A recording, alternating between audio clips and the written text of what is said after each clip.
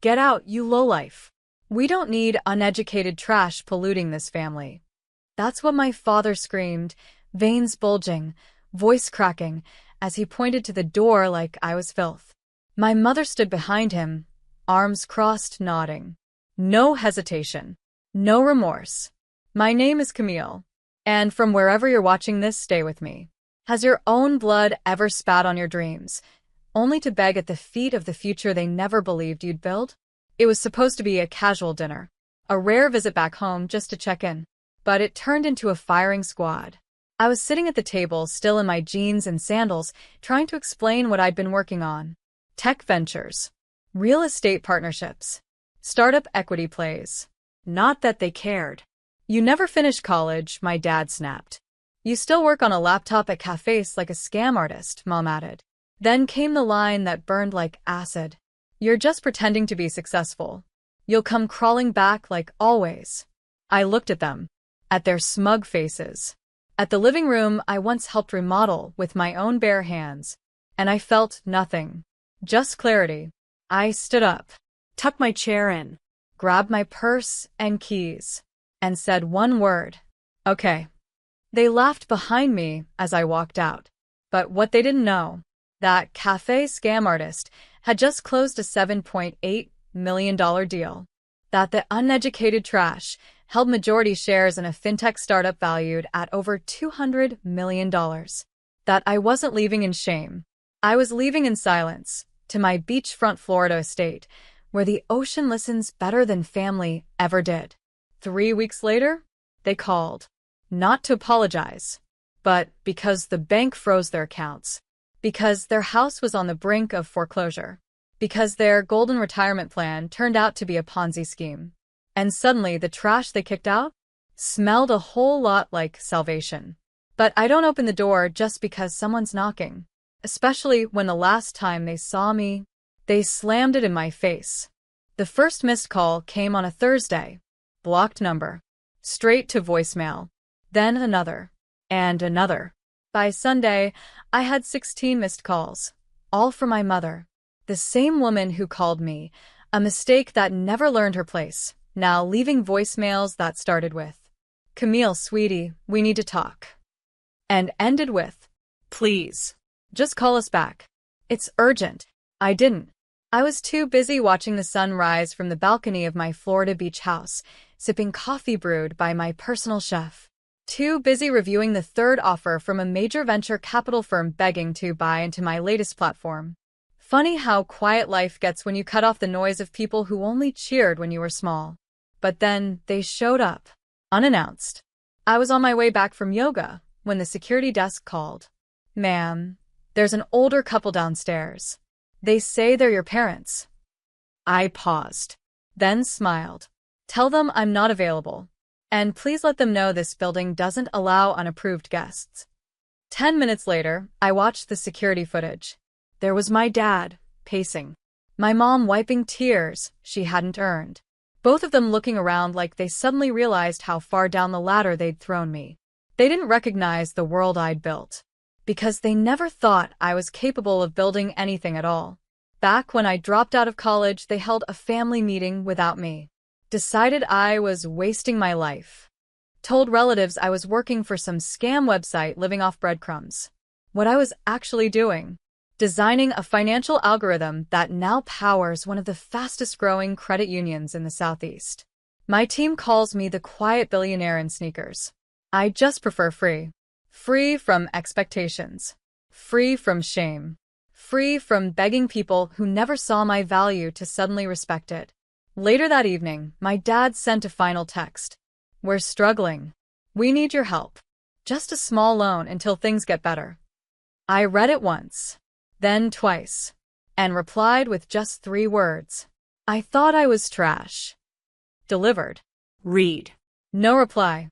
Because when someone tosses you out like garbage, they don't get to knock on your mansion door 3 weeks later, asking to borrow gold.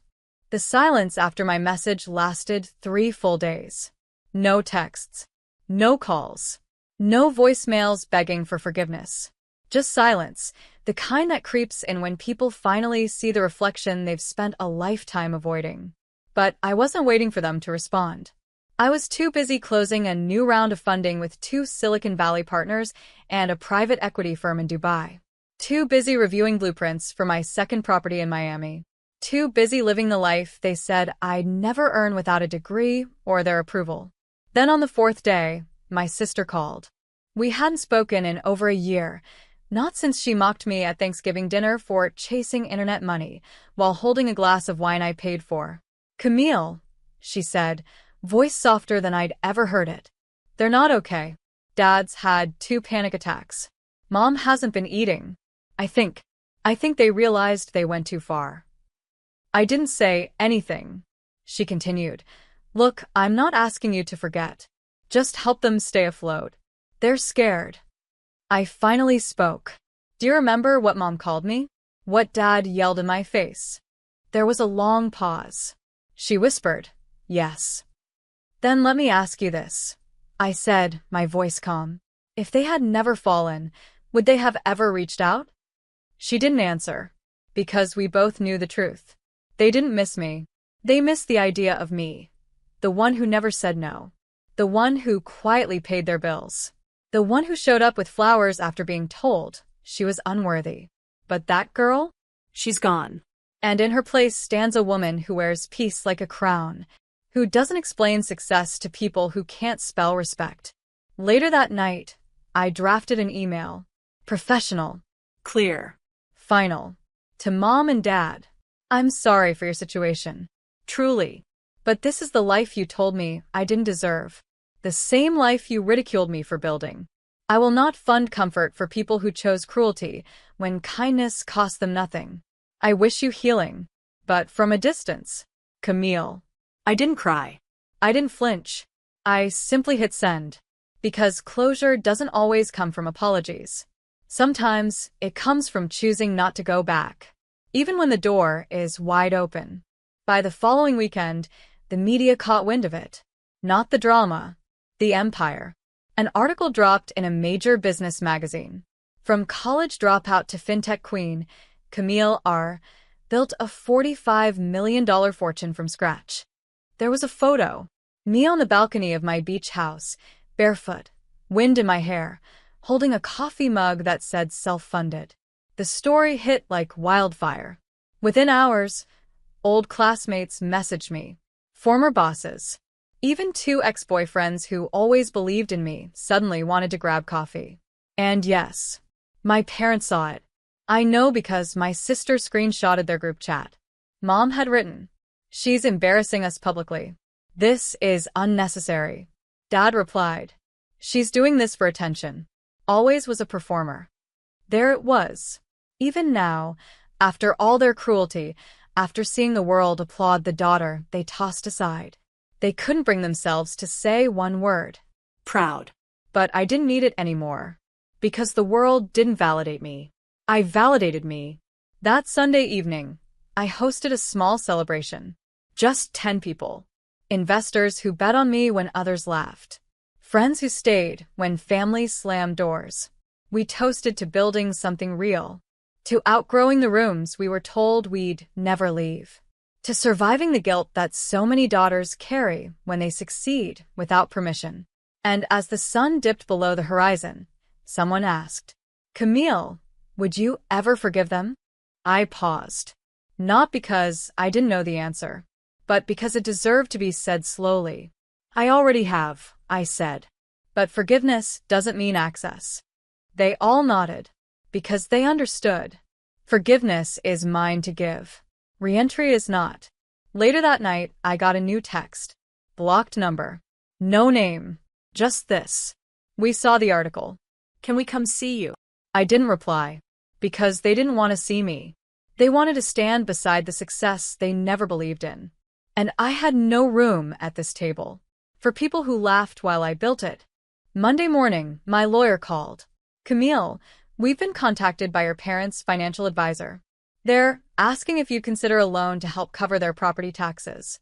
Apparently, they're about 6 months behind." I let the silence hang. Then I said calmly, "Send them my rates. Business only." He chuckled at first, thinking I was joking. But when he realized I wasn't, his tone shifted. Understood. Because this was no longer a family matter. This was business. And they taught me long ago, the hard way, that when you're not respected as a daughter, don't offer love like one. I wasn't cold. I was clear. The same clarity they had when they called me uneducated trash. The same clarity Dad had when he pointed to the door and said, "Get out." Now the door was locked, the doormat gone, and the threshold guarded by the value they never saw in me. That week, they tried a different angle. My aunt reached out. She said, "Camille, honey, I know they were harsh, but they're old school. They didn't mean it like that." But they did. Every word, every insult, every look of shame when I said I wasn't going back to college, every eye roll when I mentioned I was coding. I remember once, Dad told a neighbor I just does internet stuff, probably a glorified receptionist. That receptionist now owned 2 corporations, 12 rental units, and 4 trademarks. And the trash they threw out now had trash bins worth more than their mortgage. Still, I told my aunt politely, "I've forgiven them, but I'm not responsible for them." And that was the real line in the sand. Because people like them, they confuse access with love. They think being family means I owe them support, even after they offered none to me. But my support isn't free. It's earned. And they never made the down payment. Instead, I made one on a second beach house in Destin. Fully furnished. Ocean view. Paid in cash. Because while they clung to pride, I invested in peace. And peace? It never calls you lowlife. It never kicks you out. Peace welcomes you in. Only if you remember who you had to become to afford it. By Friday, the desperation turned performative. A handwritten letter arrived in a padded envelope. No return address, but I knew the handwriting immediately, my mother's. Curvy, careful, and always 2 sizes too big. It began with, "Camille, we made mistakes. We just wanted better for you." And spiraled quickly into emotional landmines. "We were scared. We didn't understand your choices. You used to need us. We weren't ready to need you. Can't we just start over?" No mention of the words they used. No ownership of the damage. Just soft nostalgia and veiled guilt. At the bottom, a single line written in trembling ink. "We'd like to see the beach house." Of course. Because that's what it was always about. Not me, but what I had. Not love, but proximity to the life they never believed I could build. I folded the letter in half, then in half again, and dropped it in the shredder. Because here's what they didn't understand. You don't get to disown someone and then demand a tour of the palace they built from the rubble of your rejection. They had a daughter. Brilliant, loyal, quietly fierce.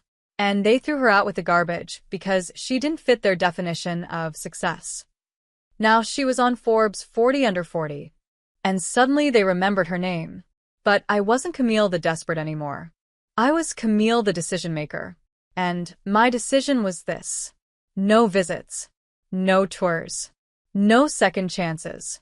Instead, I called my assistant. Schedule the photo shoot at the new property. Coastal, sunset, clean minimalist style. And tell the reporter, yes, I'll do the cover interview. Because if they were going to see me now, they'd see me from a distance. No begging. No performance. Just truth, wrapped in designer linen and glass walls.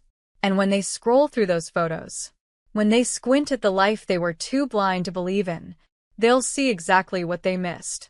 Not just the money, not just the views, but the daughter who could have carried them all, if only they'd held her with something other than contempt.